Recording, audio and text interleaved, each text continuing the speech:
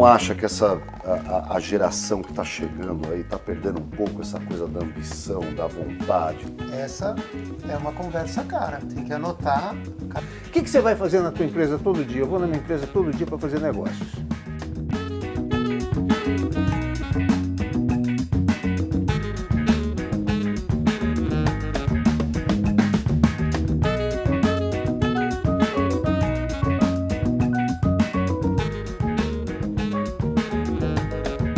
Sejam bem-vindos ao episódio número 1 do Conversa Cara, um programa de entrevistas, e mais do que entrevistas, nós teremos grandes conversas onde nós traremos um conteúdo para quem quer aprender com quem já fez. Eu não estou falando de programa de coach, eu não estou falando de vendedores do digital, eu estou falando de conversas reais com pessoas que construíram impérios reais. E hoje eu tenho um convidado que é uma pessoa com quem eu gostaria de falar há muitos anos. Eu tenho a sorte de conversar bastante com ele nas nossas andanças de moto. Aprendo muito com ele e ele tem um combustível que eu não sei. Enquanto muita gente está pensando em desacelerar, esse cara ele não está plantando. Na verdade, ele não está colhendo. Ele está plantando. Aos 75 anos, ele resolveu que ele vai decolar. E eu achava que ele já tinha decolado, mas ele traz um brinquedo novo que vocês vão saber daqui a pouco. Meu convidado aqui é o Urubatã Elou, fundador e presidente da Braspress. Bem-vindo, Uruba, ao programa número 1. Boa noite, Rodrigo. Boa noite, Moser. É fácil falar com vocês, é muito fácil falar com vocês. A gente se fala quase que todo dia. Nós estamos juntos quase todo dia. Mas estou com muita alegria. Eu quero te dizer o seguinte, é uma honra poder participar do primeiro programa que vocês estão estabelecendo. E oxalá eu possa deixar alguma coisa que possa servir para os seus internautas. Sei que vai ser uma aula. Bom, e junto comigo também, o meu parceiro Moses Flitter, que é um outro louco que acreditou na minha ideia e a partir de hoje vai estar aqui comigo e com esses grandes convidados. Fala aí, Mo. Bom, primeiro, super boa noite a todos. Boa noite a nossos queridos apoiadores que estão aí de backstage aí. Eu falar do Urubatã, eu sou suspeito, né? Faço parte sou tiete dele, porque você é um líder nato. Então, a gente tem um clube de moto aqui em Alphaville, que é o RPM 10.000, que não é por nada aquele que ditou o nome, né? De RPM 10.000, e ele já tentou passar a presidência para uns 300 caras, mas sempre volta para ele, porque ele é um líder nato. Quem é líder nato, você não precisa explicar, você tem um respeito. Né? Agora, Urubatã, depois de ter construído talvez uma das 3 maiores empresas da América Latina de logística, você resolveu decolar, literalmente. Por que criar essa nova empresa agora? Rodrigo, olha, quem planta tâmaras não colhe tâmaras. Né? Eu acho que esse é um ensinamento que a natureza nos dá. Quem planta tâmaras não colhe tâmaras. E quando você planta alguma coisa, você está plantando e isso está se transformando em legado. E esse legado fica para todo sempre, fica por gerações, etc, etc. O cidadão ele nunca pode se situar em zona de conforto. Zona de conforto é de fato o primeiro caminho para que você possa entrar em estado de obsolescência. E no mundo do IA, se você ficar obsoleto por 6 meses, no 7º mês você voltou dinossauro. Verdade.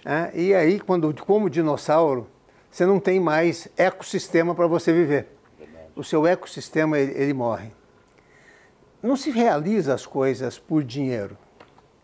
O dinheiro é uma coisa efêmera, ele passa, ele gasta, você gasta por várias coisas, investe. Aliás, empresário, o bicho empresário, ele não gosta de dinheiro, porque se gostasse ele guardava, ele não investia, né? O bicho empresário, ele é diferente. Ele, vocação. É uma vocação, É vocação. uma vocação. Então você não faz as coisas por dinheiro, você faz as coisas por realizar, por fazer. O Brasil é um país hostil ao empreendimento, é um país hostil aos negócios. E ele não é hostil agora, ele sempre foi hostil. Desde o Brasil Império, é assim. Falo muito isso. Foi o último país a fazer a libertação dos escravos, etc, etc. Então é um país que ele sempre foi hostil aos negócios. Olha, então um país é hostil aos negócios, eu vou cruzar os braços e não vou fazer nada. Se todos pensarem assim, a gente não constrói o país. E construímos também um país. Sim. Queiram ou não queiram, sim, nós somos aí, estamos entre as 10 maiores economias do mundo. Tem índices de IDH estão aumentando, estão melhorando. Na década de 50, que foi o ano que eu nasci, 1950, o homem vivia 55 anos, hoje vive 75 no Brasil. Portanto, houve evolução.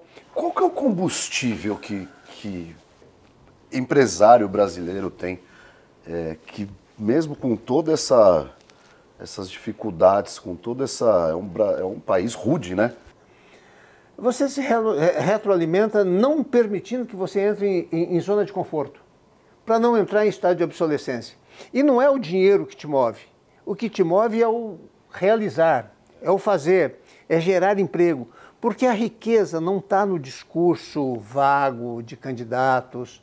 O Bolsonaro tem pessoas que não gostam, o Lula tem pessoas que... Mas eles são efêmeros, eles passam. O país vai ficar, os empreendimentos vão ficar. Nós estamos aqui num empreendimento que será um empreendimento de 37 andares. O Moses vai embora, daqui 70 anos, 80 anos, 90 anos, as pessoas vão passar aqui e o empreendimento vai estar aqui. Ele continua. E a geração de emprego, a gente precisa gerar emprego para as pessoas. Não tem qualquer outro tipo de riqueza, se você ganha na loteria, é uma riqueza efêmera, porque você é só rico. E se você for só rico...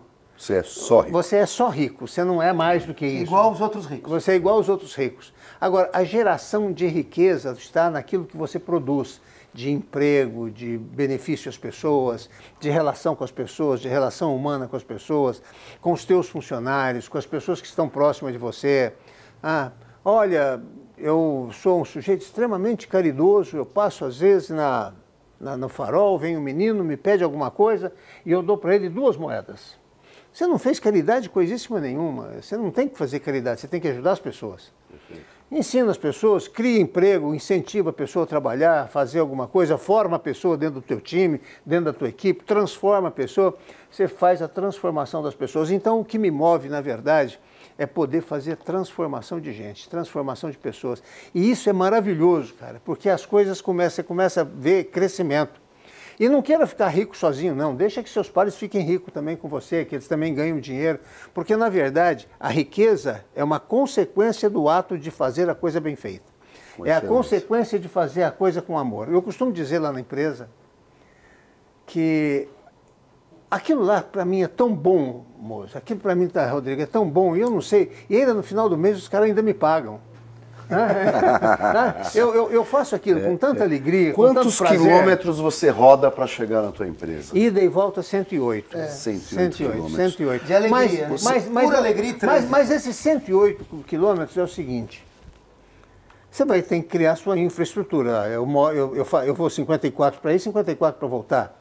Um trânsito, eu passo por um monte de cidades. Então, você vai dirigindo? Não, não vou dirigindo. Eu faço do meu automóvel, meu escritório.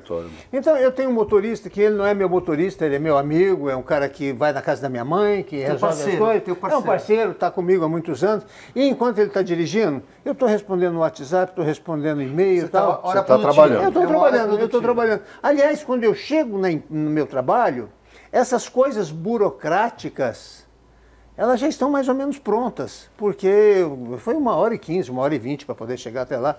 As coisas burocráticas estão já estão mais ou menos prontas, ou quase todas elas prontas. Aí as pessoas dizem, então você pode chegar na sua empresa e mandar à vontade. Você não manda na tua empresa, você decide. Quem manda são as pessoas que estão com você. Sim. E aí você toma as decisões que precisam ser tomadas, etc, etc. O que você vai fazer na tua empresa todo dia? Eu vou na minha empresa todo dia para fazer negócios. Eu não vou para ver a rebiboca da parafuseta, eu não me preocupo com a rebiboca da parafuseta. Eu vou para fazer negócios. Você está compreendendo? Para analisar, para prospectar negócios. É isso aí. É isso aí que eu faço. Urubatã, só voltando um pouquinho, você falou do tema da IA e me vem uma coisa à cabeça. Você não acha que a geração que está chegando aí está perdendo um pouco essa coisa da ambição, da vontade, do querer crescer? Qual que é a tua percepção sobre os jovens? Essa é uma pergunta bacana de a gente analisar, mas eu acho que é o seguinte, são jovens diferentes. São jovens que têm desafios diferentes. A minha juventude é a juventude da década de 60, é a juventude da década de 50, de 60, de 70. A minha juventude era uma juventude que precisava cavar no asfalto. A gente plantava no asfalto e fazia da alface, da tomate, porque não tinha outra alternativa, você está compreendendo? Depois, uma outra juventude que acabou vindo foram os sucessores dessa minha juventude e os sucessores dos sucessores. E as coisas vão ficando não mais fáceis, mas elas vão ficando mais científicas. Às vezes a gente se depara com um cidadão que diz o seguinte, eu nunca tirei férias. Aquilo é uma virtude e uma verdade para ele, mas não é uma virtude e uma verdade para a pessoa que nasceu na década de 70. E tirar férias para essa pessoa também é importante. Portanto, o que vale é aquilo que é importante para cada indivíduo. Não é aquilo que eu imagino que seja. Às vezes as pessoas começam a dizer o seguinte, olha, se eu fosse presidente da República, eu faria isso, se eu fosse autoridade, eu faria isso. Não dá para você pensar com a cabeça do político e não dá para você pensar com a cabeça de uma nova geração. É a cabeça da nova geração. A cabeça do político é a cabeça do político, ela é diferente da nossa cabeça. Ele atua de forma diferente, ele atua visando a próxima eleição. A gente atua visando o trabalho, a realização, as associações que você pode fazer no sentido de promover o desenvolvimento, de promover o bem-estar humano, o bem-estar social. Esse é o teu DNA. Já o DNA do político é diferente. O DNA do jovem da década de 70 é um DNA diferente do nosso. Portanto, quando você faz uma avaliação desse cidadão, você tem que colocar um pouco também... Medir com a régua dele. Medir com a régua dele, você tem que colocar no lugar dele. Portanto, eu acho que essa geração que está surgindo hoje, e a gente tem nas nossas empresas, as pessoas costumam dizer o seguinte, Urubatã, você tem um time fantástico, nós temos de fato um time maravilhoso. Mas esses caras, quando começaram na nossa empresa, eles eram caras de 23, 24, 25 anos. Hoje são homens de 65, 66, homens experientes. São os caras que tocam o negócio do dia a dia. São as pessoas que fazem o negócio do dia a dia. E muitos ali ficaram ricos do seu lado, né? E tem que ficar, ótimo. É legal isso. Que fiquem. Mas é muito importante dividir isso. E são pessoas que trabalham muito. Mas tem uma nova geração que está vindo aí, que, meu amigo, é o seguinte, os caras estão vindo a 1 milhão por hora, com preparação, sabe, com MBA, com background. Eu me lembro, Rodrigo, quando eu saía da minha Uberlândia para ir para Ribeirão Preto assistir um jogo do Santos, aquilo era uma epopeia. Você já era santista, Já era santista. Você nasceu santista, por acaso? Ela fez o parto, era santista. Tem um histórico, eu tenho uma história disso. Mas quando eu saía de Uberlândia para sair, pegava o trem para ir para Ribeirão Preto, assistir um jogo do Santos e voltava. Aquilo era uma epopeia, Vim para São Paulo, então, a primeira vez que eu vim para São Paulo, a minha mãe fez um bolsinho na cueca para me guardar o dinheiro, aquilo era um negócio diferente. Já era visionário, hein? Já era visionário. A minha mãe Hoje as pessoas, o mundo ficou desse tamanho, sabe? As pessoas falam o seguinte, eu vou para a Tailândia como se você fosse ali. Né? O mundo ficou muito pequeno, portanto, a integração humana ficou uma integração muito grande.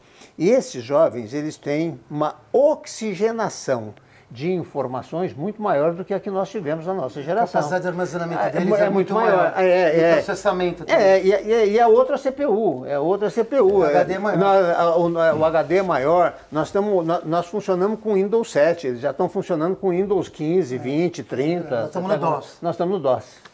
Entendeu? É verdade. Agora tem um ponto aí, uma curiosidade que eu não sei se você sabe dessa informação, mas é a primeira vez que o ser humano está sendo mais burro que os pais. Na história, porque o que acontece? O ser humano ele sempre evolui da última geração. Dessa vez o QI está vindo mais baixo.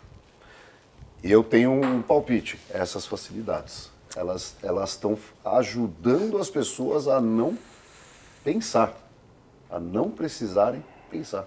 Rodrigo, deixa eu dizer uma coisa para você. Eu não sou otimista, viu? Eu não sou otimista.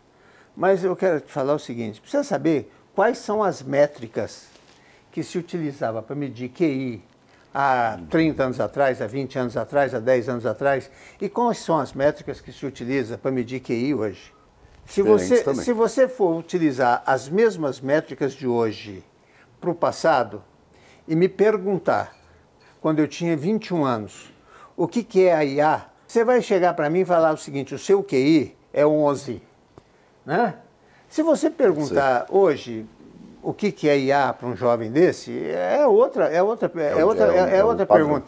Portanto, depende muito das métricas, e as métricas elas mudam segundo o tempo, etc, etc. O que a gente precisa fazer é o seguinte, a gente precisa todo dia se reinventar, todo dia se reinventar. Eu me recordo, você me perguntou agora mesmo, vocês me perguntaram agora mesmo, por que criação de uma companhia aérea hoje para operar no eixo, para atender a Amazônia brasileira.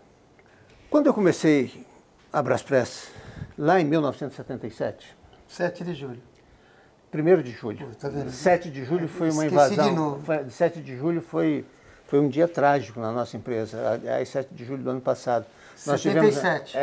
7 de julho do ano passado foi um dia trágico, tá. porque foi o dia da invasão que nós tivemos do hacker. Foi o dia do hacker. Eu te encontrei, inclusive. Foi no dia do Dispararam hacker. a Braspress toda. Mas a nossa empresa começou a operar no dia 1º de julho. Brutamente a Braspress. Nós demoramos... Nós ficamos 4 dias fora do ar. E ficaram 12 mil funcionários absolutamente sem fazer absolutamente nada. Você não negociou com os bandidos? Não se negocia com bandido. Eu negocio com você, moço. Negocio com você. Isso é uma... negocia com bandido. É uma aula. Não se negocia. Não dá. É outra coisa. Mas para manter tudo parado lá, foi uma decisão... Não, você sabe o que nós fizemos? O que eu fiz? Eu fui para minha mesa, sereno, tranquilo. Se eu tenho alguma responsabilidade, a minha responsabilidade foi a responsabilidade negligente de permitir que isso pudesse acontecer. Eu sou obrigado a estar hermeticamente fechado, sim, mas a minha obrigação vai até a página 3, porque eu tenho que pensar na TI, eu tenho que pensar na contabilidade, eu tenho que pensar na auditoria, vendas, eu tenho que pensar em vendas, eu tenho que pensar em marketing. Frota. E o bandido não, ele só pensa como te burlar. No mal. 24 horas por dia, portanto ele está sempre um passo na sua frente. Sim. Mas de qualquer maneira a responsabilidade foi minha, eu estava muito sereno, eu falei, mas eu estou sereno. Eu fui para minha mesa calcular o seguinte, o que eu tenho de ativo para não deixar ninguém no prejuízo. Se caso tiver que fechar a chave, paga todo mundo? Se caso tiver que colocar a tampa do caixão, paga todo mundo, ninguém toma prejuízo, você está compreendendo? E vai sobrar umas quirelas para mim e eu recomeço de novo, não tem problema, cara. Eu não tenho nenhum decisão. Essa energia que o empreendedor carrega... Não é qualquer um. Não é qualquer um. E esse é um exemplo que tem que valer o seguinte... Porque a companhia aérea, lá em 1977, quando nós criamos a empresa, fazia São Paulo, Belo Horizonte, uma coisa bem, quase que um negócio de sobrevivência. Foi uma origem muito humilde, etc. Todos vocês conhecem a história. Aliás, a história da maioria da atividade econômica brasileira, sim, que é uma atividade jovem. A atividade econômica brasileira começou na década de 30, quando chegou a metalurgia começou a fazer a transformação, o êxodo rural para a cidade, para o urbano, etc. Muito bem, lá então, em 1977, transportar para quem? Uma empresa que só faz São Paulo, Belo Horizonte. Eu não poderia ir num grande laboratório, porque o grande laboratório diz o seguinte, não, eu quero uma empresa que me cubra um estado inteiro, ou que me cubra metade do Brasil. Não, nós só fazemos Belo Horizonte. Eu não poderia ir num grande embarcador, porque ele fala, não, você só faz Belo Horizonte, mas quem é que vai me fazer o interior de Minas Gerais? Então, o que eu tinha que vender? Eu tinha que vender para o comerciante lá de Belo Horizonte. Então, eu chegava lá na loja do Seu Salim, falava, Seu Salim, quando o senhor comprar uma mercadoria em São Paulo, pede para transportar pela Braspress. Eu ia na loja de sombrinha, eu ia na loja de chapéu, eu ia na camisaria, eu ia na loja de confecção, eu ia na boutique. Mas todos eles me davam a seguinte resposta naquela época. Falaram, não, eu não tenho estoque, eu não tenho estoque. Mas quando a pessoa vem comprar que eu digo para ela quer um produto que eu não tenho na minha prateleira, eu digo para ela que tenho, mas que ela vir amanhã que eu vou mandar buscar no meu depósito.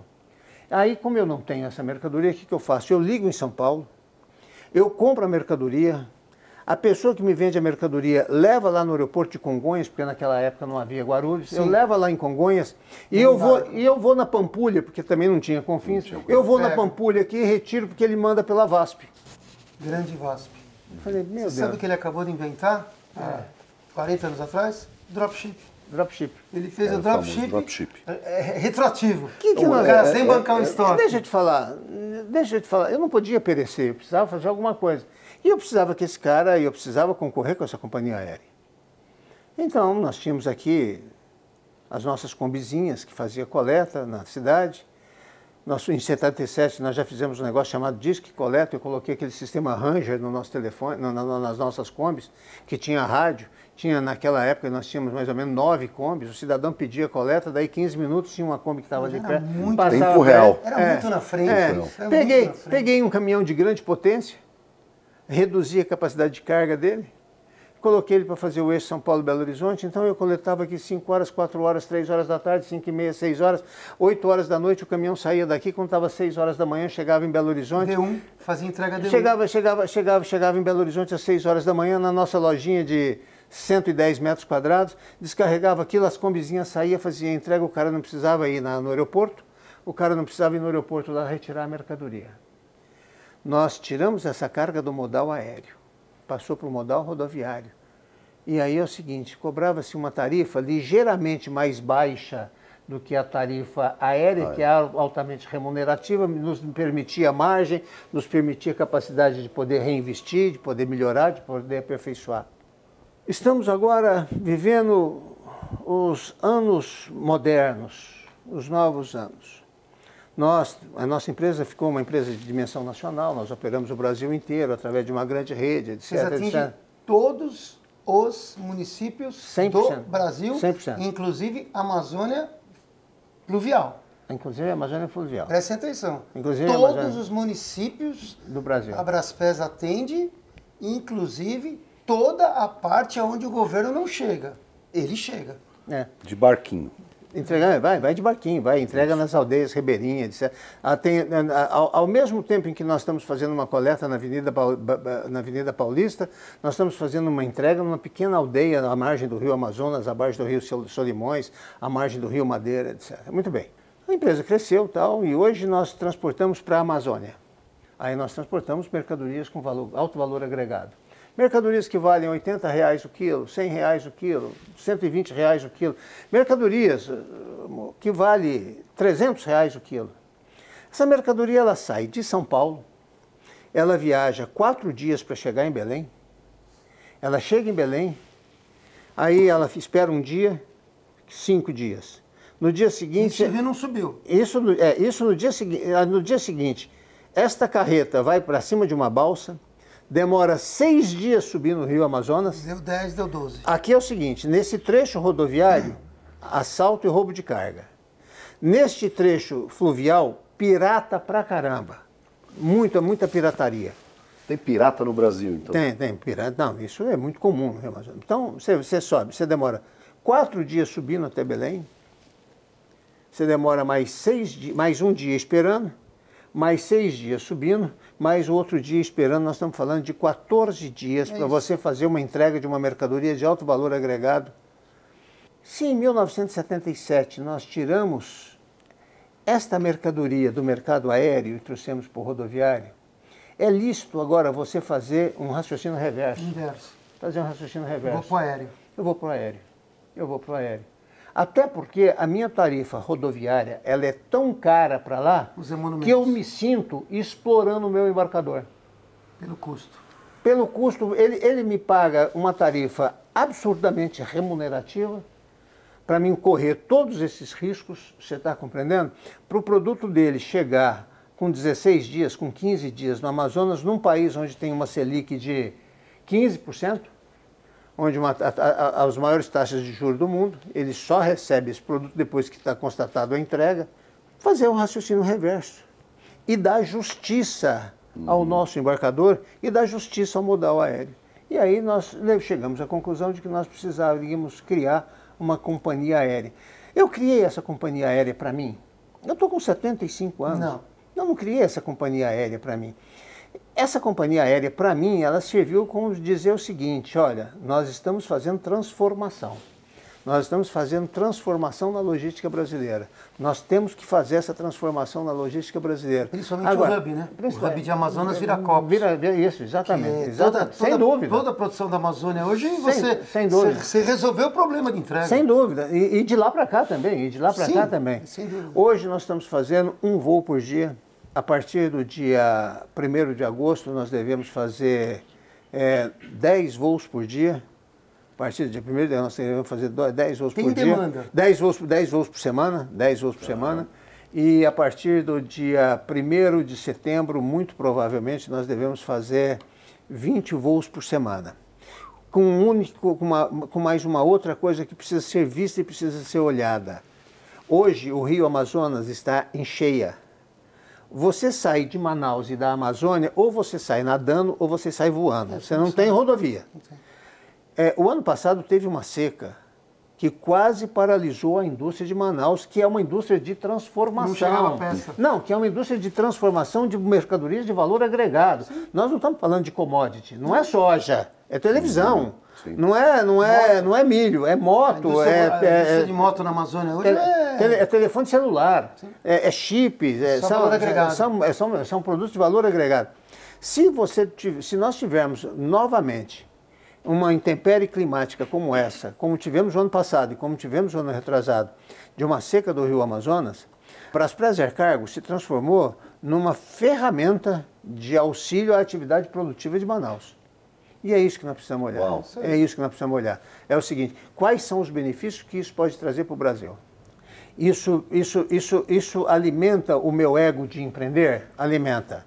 O meu ego de empreender traz algum benefício para o país? Traz o benefício para o país. Traz benefício, então, para os brasileiros? Traz benefício para os brasileiros. Então, esse troço vai dar dinheiro. Sabe, é um raciocínio inverso. Eu pensei em todas as respostas e eu não pensei nessa resposta que você me deu. Eu preciso fazer só um adendozinho. Quando o avião chegou, eu vi, até te passei o WhatsApp na hora que você estava na escadinha. Mas o teu olhinho, o brinquedinho novo, lá está você e teu filho, vocês estavam lá. Acho que teu neto também. Tava. E aí eu vi pela televisão e falei, puta, vou ligar para ele. Porque me deu um negócio assim, não é exatamente isso. Ele não estava lá, naquele momento, ele estava fazendo aquilo que era um presente para todo mundo. E o olho dele, quando recebeu o avião, eu vi o teu olho, que a câmera ainda fechou em você. Você estava bem na escada entrando no avião. Foi muito legal. Bom, deixa eu te falar. Isso não é uma unanimidade na empresa. Não é uma unanimidade. Quando eu levei a ideia, vamos fazer, as pessoas falaram, você é maluco. Aliás, nós já tivemos uma companhia aérea de passageiros. Nós ficamos milionários com essa companhia aérea, porque naquela época a gente era bilionário e ficamos milionários. Agora vamos ficar Essa foi maravilhosa. Então agora a gente pode até ficar... Isso não foi uma unanimidade na companhia, não foi. Isso foi, de fato... Isso é muito bom. Tem oposições. As pessoas vão botar... A aviação não dá dinheiro para ninguém. Olha as grandes companhias aí, todas elas têm enormes dificuldades. As companhias do mundo inteiro têm enormes dificuldades, etc. A partir do momento que está decidido, vamos fazer. Ninguém mais hoje na nossa empresa fala que esse negócio é ruim. Ninguém mais. Porque também tem o espírito da solidariedade. Tá. Bom, entramos no negócio, agora nós temos que ir. Esse negócio, ele tá fazendo break-even? Eu quero confessar para vocês o seguinte, você sabe quando é que isso vai fazer break-even? Esse negócio vai demorar anos para fazer break-even, para break-even. Isso vai demorar muito. Payback, então, nem sonhar, porque o payback é o seguinte, é a busca do investimento. Se não faz break-even, não tem busca de investimento. Mas tem uma coisa, é um legado que nós estamos deixando para a logística brasileira. Sim. A Amazônia não se tem meio rodoviário de fazer. Ou você sai de lá nadando, ou você sai de lá voando. Sair de lá voando é muito mais fácil do que sair nadando, porque nadando você corre o risco de um dia o rio estar seco. Portanto, nós criamos alguma coisa que possa servir à logística brasileira. Se esse negócio der prejuízo, está trazendo risco para o nosso negócio? Não está trazendo risco para o nosso negócio. Nós temos os nossos EBITDA, nós temos as nossas margens, estão sendo preservadas. Nós estamos abrindo mão de parte do nosso resultado para doar isso à logística brasileira e quem sabe isso pode ficar... É uma doação. É uma entrega que nós estamos fazendo. Uruba, E eu estou muito feliz por isso. Eu estou muito feliz por isso. Parabéns, porque em alguns anos esse legado vai estar bem claro. Tomara. Eu queria mudar um pouquinho a nossa conversa. Qual a sua emoção hoje? O que te deixa, o que te emociona hoje? O que te dá o tesão? A transformação de coisas, amor. Não tem. Transformação de pessoas, transformação de coisas. Você transformar pessoas é um negócio...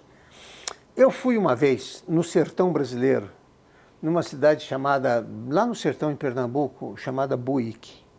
Buíque. E no sertão dessa cidade, as carências humanas são um negócio absurdo. E tem uma instituição chamada Amigos do Bem, que ela é dirigida por uma mulher fantástica chamada Alcione.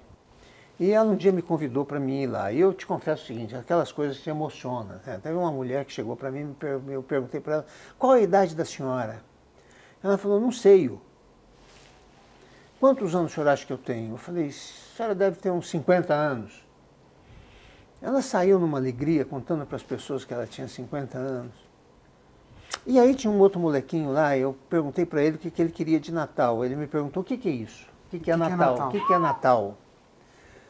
Aquilo me deixou meio desembaraçado, aí eu tive que contar um pouco de história de Papai Noel, sabe? Essas coisas todas. Aí a hora que eu expliquei, eu falei, você entendeu? Ele falou, entendi. Então o que você quer ganhar de Natal? Ele falou, dá uma garrafa d'água para nós. Uau. Meu, isso é muito forte. Essas coisas são muito fortes. E aí, fazer transformação daquela gente, sabe? Fazer um poço artesiano, que é um negócio muito barato. Sim, é um negócio, não é? Um negócio. Um poço artesiano custa aí 35, 40 mil reais. E a hora que você cava um poço artesiano naquela pequena comunidade, transforma a vida daquelas pessoas assim na hora, porque aquela água começa a irrigar a alface que eles não tinham, tomate todo um que eles não ecossistema, tinham. né? Aí ele compra uma galinha, aí ele compra não sei o quê, aí ele começa a fazer o barro, do barro ele faz o tijolo, ele começa a fazer a casa de alvenaria. Isso é um negócio fantástico. Essa é uma transformação. Quando vem um jovem trabalhar com você, e você vê que esse jovem é o seguinte, ele chega às 7 horas da manhã no teu escritório, ou às 8 horas da manhã no teu escritório, almoça na empresa, porque aquela foi a refeição que ele teve. Às 4 horas tem um lanche na empresa, ele lancha também. Aí a hora que você está indo embora, você passa em frente ao ponto de ônibus. Esse rapaz está lá, com a mochilinha de escola dele, esperando o ônibus para ir para a escola. Esse cara vai para a escola, entra na escola às 7 horas da noite, sai da escola às 10 horas da noite, pega o ônibus, chega em casa à meia-noite, para 6 horas da manhã está de novo, 7 horas está de novo. Que loucura. Meu, esse cara é o seguinte, se você der para ele uma promoçãozinha, se você perceber que ele está indo bem, que ele tem... Você dá uma promoçãozinha para ele melhorar um pouco a qualidade de vida dele e tal. Esse cara começa a estudar. Nós já tivemos casos assim na empresa. Hoje nós temos lá engenheiros na área de manutenção que trabalharam na empresa e que hoje se transformaram, tal. São pessoas que hoje compraram um apartamento como esse, sabe, lá em Guarulhos, mora ou na Vila Guilherme, compraram um apartamento, tem carro, já viajou com o filho para Disney, etc. Acompanhou o processo da empresa, ele foi tanto na horizontal quanto na vertical, ele levou todo mundo junto, o sucesso da empresa leva todo mundo. Esse cara gosta do trabalho com a mesma intensidade com que eu gosto. Eu preciso te perguntar uma coisa, que quem está nos assistindo acha que você foi sempre Oceano Azul, além de se chamar Planeta Azul, além de ser o nosso logotipo ser azul. Qual foi a dor que te deixou mais forte nessa sua caminhada ao longo de todos esses anos, para o pessoal saber o que é ter uma dor e superar ela? Deixa eu te falar, não existe dor diferente. Toda dor é dor.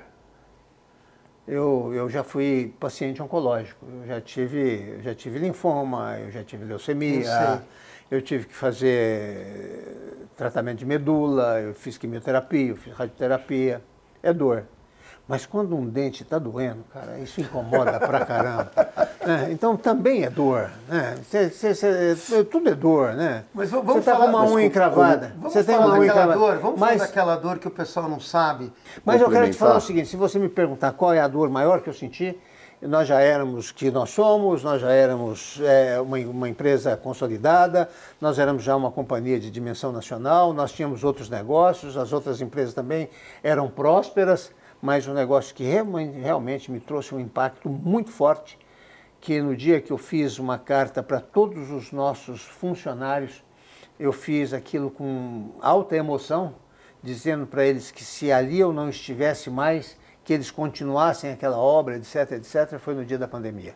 Porque eu não sabia o que ia acontecer. Eu não, sabe, aquela coisa de que, olha, tem um vírus aí que vai matar todo mundo. Você está compreendendo? E os mais jovens terão mais resistência. Eu olhava no espelho e falava, puta merda, eu sou velho, cara. Então esse vírus vai me matar, eu que vou morrer. Então, esse foi um dia muito forte. Esse foi um dia muito forte. A pandemia foi um negócio muito forte. Eu acho que essa colocação ela é muito boa, Dumont. Porque a gente está acostumado, né? Você está conversando com pessoas, mas ele é Urubatã. Cara, mas espera aí, o Urubatã nasceu igual você, ele é gente. Ele nasceu e é uma pessoa que sente emoções, dores. Então acho que é muito legal trazer esse tema da dor no sentido, principalmente do emocional, que é o que você teve. Poxa, tem que fazer uma carta dessa. Para quantos mil funcionários? Na época nós tínhamos 7.800, hoje nós temos 8.000 e qualquer coisa. Mais os terceirizados de 3 mil. Então, vamos falar, 12 mil pessoas. 8 mil pessoas você tem que fazer depois de tudo que você fez, de tudo que você batalhou, tudo que você conquistou. Eu mandei uma carta para cada um, mandei uma carta para cada um, mandei entregar, porque nós tínhamos lá funcionário que não estavam trabalhando. A primeira coisa que foi o seguinte, olha, não tem mais operação. O shopping center está fechado, as empresas de confecção estão fechadas, a confecção tem uma representação importante para nós, está fechado, aquilo está fechado, eletroeletrônico está fechado, tudo está fechado, a empresa está ali para... Mas qual é a preocupação? Saber se vai abrir a confecção, se não vai? Não, a preocupação é o seguinte, o que nós vamos fazer? Não, a primeira coisa nós temos que salvar a empresa. Aí vem uma lista de demissões assim, de absurdo. Falei, vocês são malucos, cara. Agora que as pessoas estão precisando de nós. Nossa, sabe, nós temos recurso. Enquanto a gente tiver recurso, nós vamos gastar esse recurso. Esqueceu, né? Primeira coisa, gestantes para casa. Acima de 60 anos para casa. Os grupos de risco. Vai para casa, vamos para cá, vamos ficando aqui. E aí é o seguinte, aquelas pessoas que ficaram ali, tinha um caminhãozinho ali, tinha uma coisa aqui, ó. Olha, eu vou fazer uma carta, vou mandar para casa de cada um, vai lá, entrega na casa das pessoas, etc, etc. E a carta deu um efeito positivo, porque as pessoas voltaram com outra disposição, etc, etc, etc. Olha, eu não vi você contando isso em nenhum lugar. Acho que eu estou atingindo o objetivo, amor.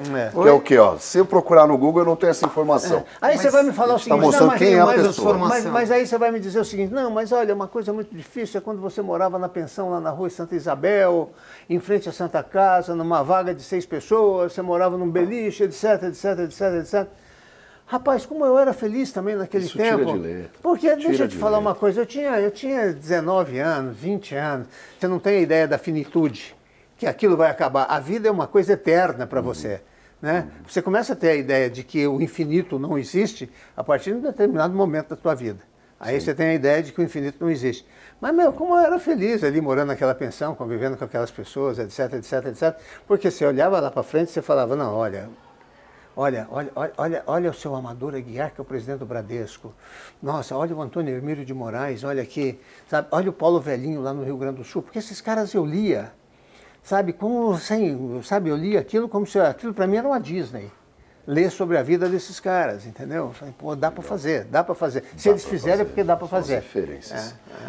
Uruba, a gente falando de você, de toda essa caminhada, como é que você conversa com a sua fé, tanto nos negócios, com a família, na sua casa? Como que você trabalha isso dentro de você?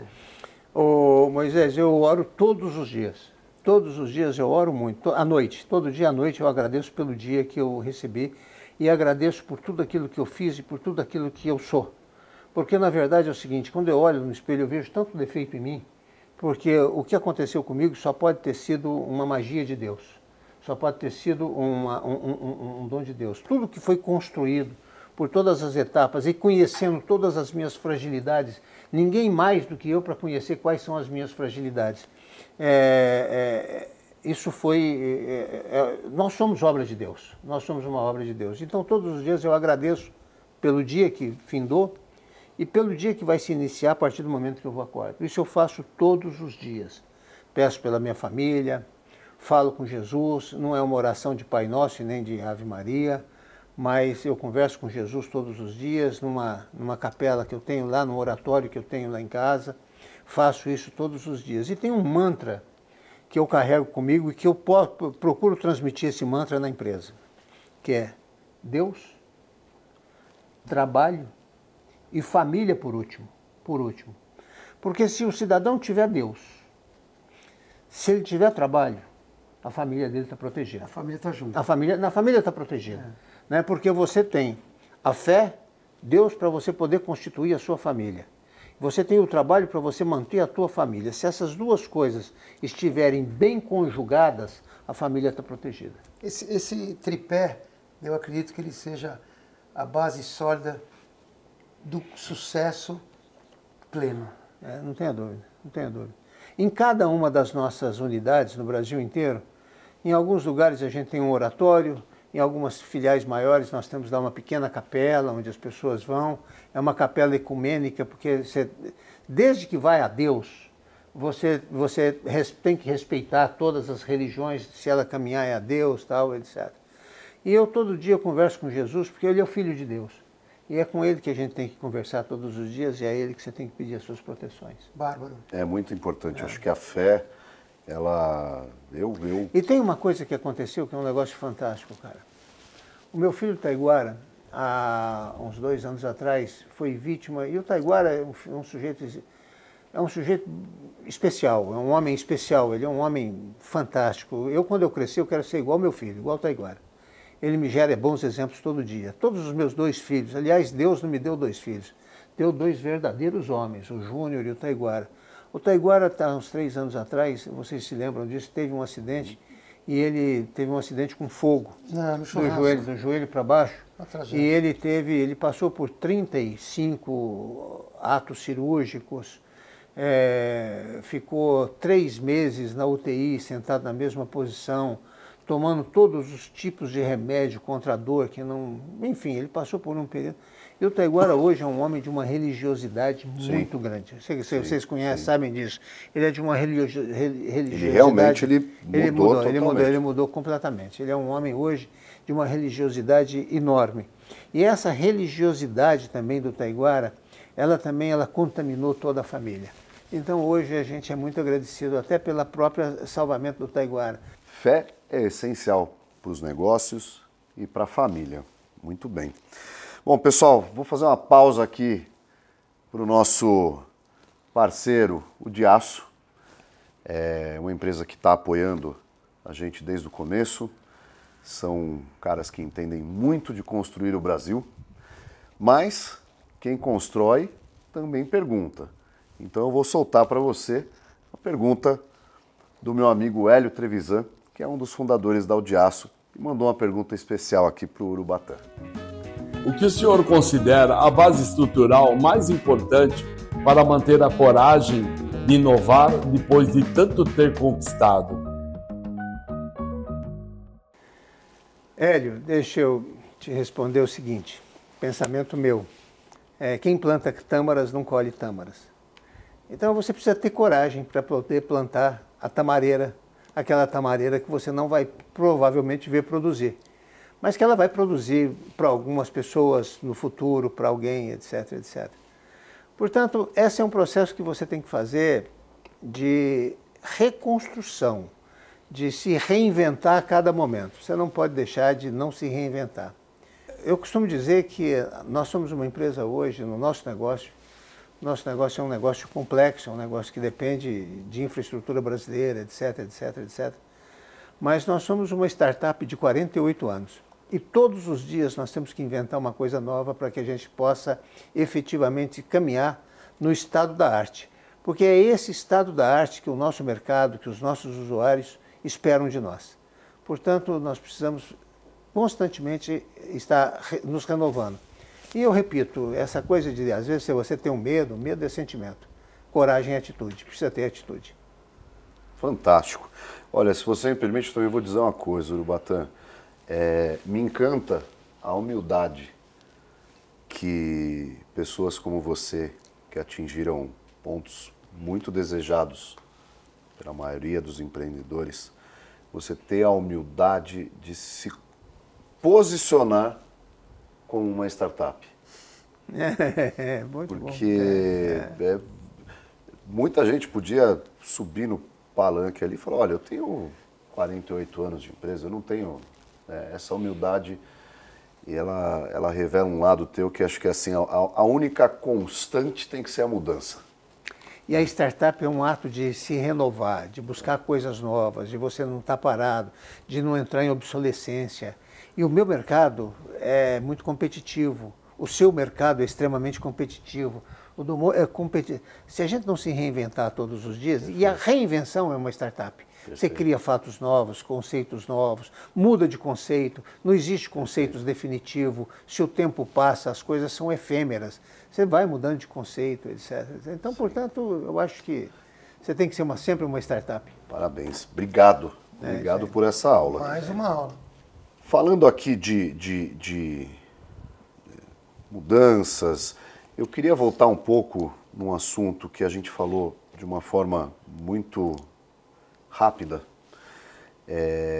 mas eu tenho olhado muito para o ambiente da inteligência artificial e tenho visto hoje muitas empresas de um homem só, nascendo, criando negócios, até dividir, como esses dias. Falei, cara, o cara fez uma empresa em 6 meses e vendeu ela por 80 milhões de dólares. Lembrando que 80 milhões de dólares hoje são quase R$500 bilhão, né? Como é que você enxerga isso? O meu objetivo aqui é a gente poder também, de alguma forma, motivar as pessoas que estão assistindo, né, e entenderem que a gente está vivendo um momento, talvez eu acho que desde a época da internet não teve um momento tão provável para se empreender. E hoje as pessoas podem empreender dentro de casa e construir empresas milionárias. Como que você observa esses acontecimentos? Uma metamorfose fantástica, maravilhoso isso. Quer dizer, na verdade é o seguinte, as construções, hoje elas têm prazos mais curtos de conclusão, porque a tecnologia ajuda nisso. Sim. A evolução traz essa facilidade. Antigamente, para se consolidar um negócio, você fala de 30 anos e tal. Hoje você constrói negócios de R$500 bilhão em alguns meses, né? E aí você está criando aí bons negócios, está criando novas formas. E se criou-se um negócio de R$500 bilhão em apenas 6 meses, é porque esse negócio serve à humanidade. Perfeito. De alguma forma. Perfeito. De alguma forma. A musculatura, a escala que ele atingiu. Todos os negócios, ele dá o todos os negócios existem para beneficiar pessoas. Não existe um negócio que, olha, esse negócio não beneficia pessoas. Não existe um único business que não seja para beneficiar pessoas. E quanto mais beneficia as pessoas, mais rápido é o payback desse troço. Legal, legal. O incômodo de alguém vai resolver a preguiça de outro. Sem dúvida, sem dúvida. Pessoal, essa é uma conversa cara. Tem que anotar, cada um anota no seu caderninho, coloca no espelho antes de escovar o dente, tem que repetir a frase. Se você criar uma ideia, conseguir executar, botar o business plan e entender que você vai ajudar as pessoas e tirar a dor, tá aí o conselho do Urubatã. É isso aí. Obrigado, Urubatã. É isso, não É à isso aí. toa ele construiu uma empresa que viaja milhões de quilômetros resolvendo um problema muito grande que é entrega. E a nossa empresa, no particular, nós podemos ter os melhores terminais. Nós podemos ter frota dotada de toda a tecnologia. Os nossos back-offices podem ser os back-offices mais sofisticados que tem. A nossa tecnologia aplicada, mas atrás disso tudo sempre tem um dedo humano fazendo a disposição disso. Sim. Nós somos empresa de gente, todas as empresas de gente. Sim. O melhor hospital do mundo, você vai para Houston, no melhor hospital, no grande hospital de câncer que tem em Houston, que é o MD Anderson, ele não existiria se não existissem aqueles cientistas, aqueles médicos, aquelas enfermeiras. Você está compreendendo? Você vai na Apple, ela não existiria se não existisse aquelas cabeças que desenvolvem aquelas coisas. Sim. Portanto, não são empresas. Eu costumo dizer o seguinte, não se faz empresas com negócios. Então, você falou aí de um parceiro que é a U de Aço, né? Você falou de um parceiro. Você não faz negócio com a U de Aço. Você faz negócio com as pessoas que estão na U de Aço. Perfeito. As pessoas que estão ali dentro. Porque se você tirar as pessoas de dentro da Braspress, a Braspress é um conjunto de normas estabelecidas no seu contrato social. Só isso.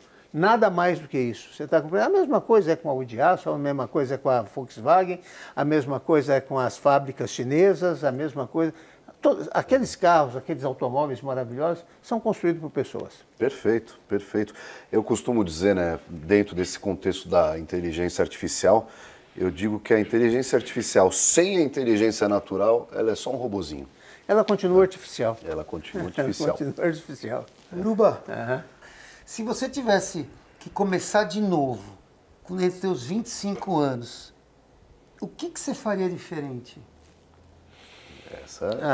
Isso é muito legal você perguntar. É uma coisa que eu trago. Eu gostaria de ter tido uma formação acadêmica.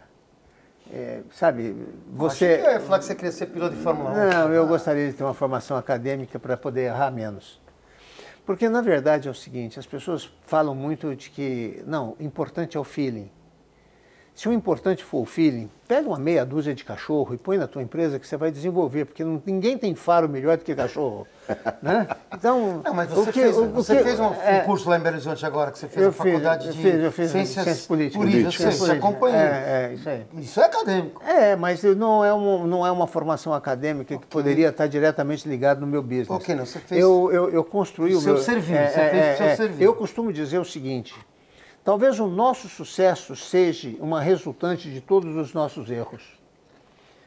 Porque o importante sucesso é resultante de todos os erros. E acertos. Não, você sabe por quê? Porque os erros... São os erros que te fazem buscar a solução. Não, porque os erros te ensinam. Se você errou a primeira vez, você corrige aquele erro. Sim. Você errou a segunda vez, aquele outro, você vai corrigindo os seus erros e vai aperfeiçoando.